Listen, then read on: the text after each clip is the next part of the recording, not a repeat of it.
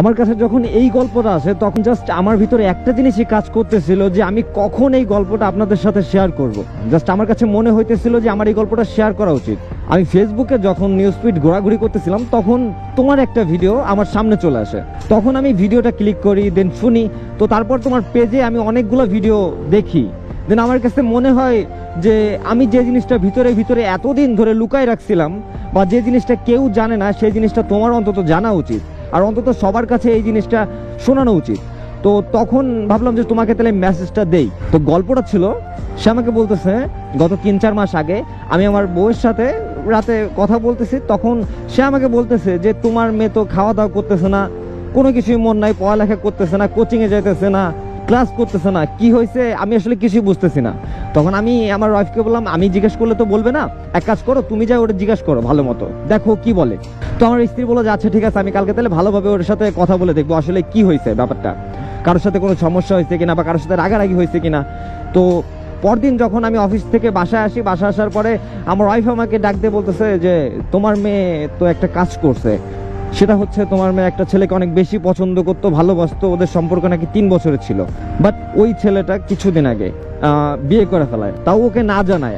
এবং ওই যে যার সাথে বিয়ে হয় এবং যাকে বিয়ে করে তার সাথে নাকি ওর আগে থেকেই রিলেশন ছিল। তো আমি তখন আসলে কিছু বলতে পারি নাই, কারণ আমার ভিতরে অন্য একটা উত্তর কাজ করতেছিল তখন, কারণ এই জিনিসটা আসলে কেউই জানে না যে আসলে আমার ভিতরে কি চলতেছে।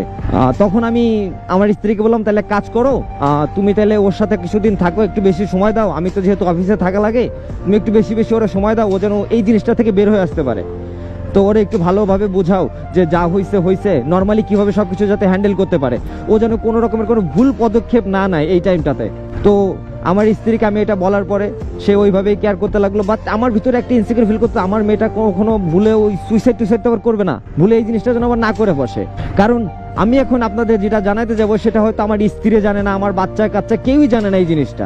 সেটা হচ্ছে, তো আমি যখন ইন্টার ফার্স্ট ইয়ারে পড়ি তখন আমার একটা মেয়ের সাথে রিলেশন হয়, বাট সেই রিলেশনটা এমন ছিল আমার জাস্ট তাকে ভালো লাগছিল, পছন্দ করি, দ্যাটস ওয়াই তার সাথে আমি রিলেশনে গেছিলাম। আমার কাছে শুধু রিলেশনটা ছিল টাইম পাস।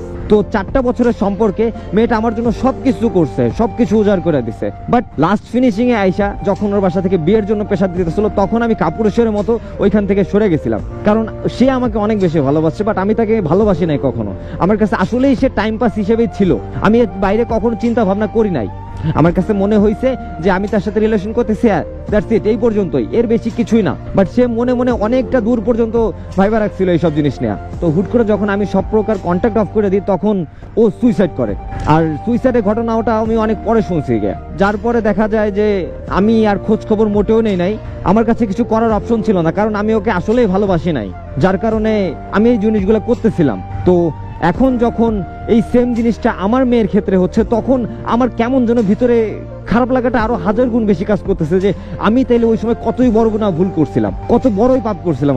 আমি কত বড় পাপ করছি এটা আসলে আমি বলে বোঝাতে পারবো না, যেটা এখন আমি রিয়েলাইজ করতে পারি, কারণ এখন আমার নিজের সন্তানের সাথে এই জিনিসটা হচ্ছে তাই আমি এটা রিয়েলাইজ করতে পারতেছি। বাট এ না হলে আমি কখনোই রিয়েলাইজ করতে পারতাম না এই জিনিসগুলো কখনো আমার মাথায় আসতোও না। তো আমি এখন এই যে 3-4টা মাস কেটে যাচ্ছে, আমি সব সময় আমার মেয়েকে যায়, আমার মেয়ের পাশে যায় বসে থাকি, কথা বলি ওর সাথে সবকিছু শেয়ার করি। বাট আমি এই জিনিসটা আমার ফ্যামিলি হোক, আমার বাইরের কেউ হোক, আমার সন্তান হোক, আমি কারোর সাথে এই জিনিসটা শেয়ার করতে পারি না। কারণ আমি কিভাবে শেয়ার করব? আমি যে কাজটা করেছি সেটার ভোগটা আমার সন্তান নিতেছে, আমি যে ভুলটা করে আসছি সেই ভুলটার শাস্তিটা আমার সন্তান পাইতেছে, এই শাস্তিটা পাচ্ছে শুধুমাত্র আমার জন্য। এই কথাগুলো আপনাদের সাথে শেয়ার করার বা একটাই কারণ, সেটা হচ্ছে আমরা যারা এই ভুল কাজগুলো করি তারা যেন আগে থেকে শুধরে যায়। কারণ আমরা যখন এই ভুলটা করতেছি তখন আমাদের কাছে এটা কিছুই না, বাট একটা সময় যায় দেখা যাবে যে এই ভুলটার জন্য আমরা অনেক বড় একটা শাস্তি ভোগ করতেছি। তো এই জিনিসগুলো তখন অনেক বেশি কষ্ট দিবে। তো এর থেকে ভালো আমরা এই ভুলটা নাই করি, এই ভুল কাজ থেকে একবারেই সরে আসি। প্রকৃতি কেউকে ছাড় দেয় না, সেটা আপনারা বিশ্বাস করেন বা না করেন, একটা সময় প্রত্যেকটা জিনিসের একটা বিচার হবে।